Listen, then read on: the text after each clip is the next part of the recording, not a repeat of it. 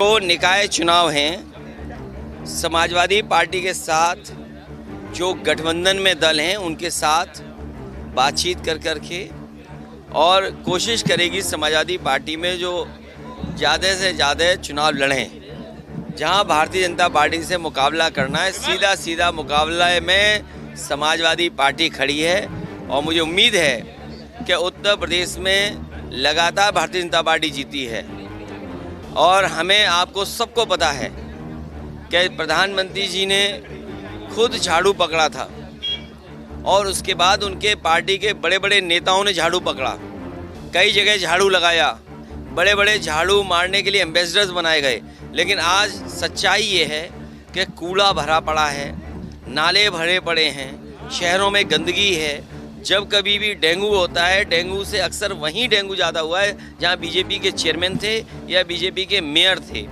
और जो smart city का सपना दिखाया था, आखिरकार स्मार्ट सिटी का रूप क्या होगा, स्वरूप क्या होगा, वो भी आज तक सरकार नहीं बता पाई।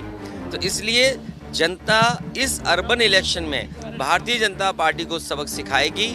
और हम तो ये कहेंगे कि महंगाई चरम सीमा पर है, बेरोजगारी चरम सीमा पर है, और जो महंगाई हुई है वो भारतीय जनता पार्टी की देन है।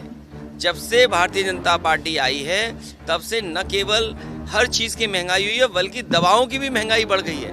और ये राजनीतिक भावना जो रही उनकी, जिसके कारण आज पूरा उत्तर प्रदेश उलझ गया है। याद कीजिए, बीजेपी के लोग चिल्लाते थे कि फसल बीमा करा लो, फसल बीमा करा लो।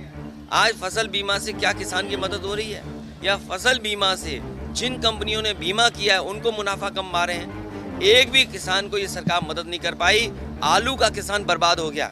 याद कीजिए, सदन में मैंने खड़े होकर के कहा कि आलू की लागत की कीमत भी किसान को नहीं मिल रही, और अगर वो कोल्ड स्टोर रखने भी जा रहा, लाइन लंबी लंबी लगी है, लेकिन किसान को मदद नहीं मिल पाई। उसका क्या परिणाम हुआ? कहा कि हम आलू खरीदेंगे। आप बताओ, सबसे अच्छी बेल्ट है आलू की, यही फिरोजाबाद, यही शिकाबाद, यही टूंडला, और आगे आप चले जाएं फतेहाबाद से लेकर के खंदौली और उस इलाके में, आगरा के इलाके में।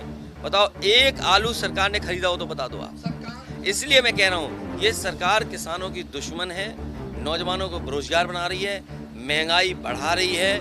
और जब से भारतीय जनता पार्टी आई है तब से डायबिटीज़, हार्ट अटैक और तमाम बीमारियां बढ़ गई हैं। ये जो अर्बन इलेक्शन होने जा रहा है, बीजेपी को बताना पड़ेगा कि इतने सालों की सरकार के बाद कूड़ा क्यों नहीं शहरों से उठा पाई है। सर, किसान कहते हैं कि उनको 9 रुपये प्रति किलो पड़ता है जब उत्पादन होता है। सरकार 6.5 रुपये खरीदने की बात कर रही है, जबकि 2.5 रुपये तो सीधा सीधा किसान का नुकसान हो रहा है। तो ये बीजेपी के लोग किसान वाली पार्टी नहीं है। अगर ये किसानों का दल होता, ये उद्योगपतियों का और बड़े कारोबारियों का दल है। इनका हर फैसला बड़े उद्योगपति, बड़े कारोबारियों की मदद का है। और इसीलिए आपने देखा होगा, इन्होंने एक अपने उद्योगपति मित्र की इतनी मदद की कि दुनिया में 2 नंबर पे पहुंच गया। लेकिन एक रिपोर्ट आई, फर्जी बढ़ाया था, वो कहाँ धराशायी हो गया। ये उद्योगपतियों की मदद कर रहे हैं, ये किसानों के शुभचिंतक नहीं है।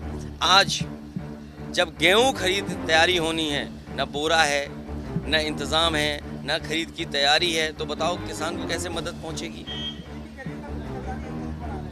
हाँ, ये तो अच्छी बात है, क्योंकि बीजेपी से बड़ा भ्रष्टाचारी कोई नहीं है। आज जब से मुख्यमंत्री जी ने कहा कि आम आदमी की आय दोगुनी हो गई, वो अपने अधिकारियों की आय बता रहे थे, अपने कर्मचारियों की आय बता रहे थे। बड़ा सवाल ये है कि बीजेपी ये कहती है कि 100 में केवल 4 बेरोजगार हैं। क्या ये मानने को तैयार हैं आप? क्योंकि बीजेपी इस बहस नहीं छेड़ना चाहेगी। बीजेपी का जो आंकड़ा है, जो बजट पास हुआ, उसमें ये कहा कि 100 में से केवल बेरोजगार हैं। इसका मतलब 96% जो नौजवान है उसको नौकरी मिल चुकी है। बीजेपी ने ये कहा कि हम $1 ट्रिलियन इकोनॉमी कर देंगे, जबकि उत्तर प्रदेश की जो ग्रोथ रेट है वो न जाने क्या है, और नकली ग्रोथ रेट दिखा रहे हैं 16%, और $1 ट्रिलियन इकोनॉमी के लिए चाहिए 34%। और इस 34% को दिखाने के लिए, अपने झूठ को सच बनाने के लिए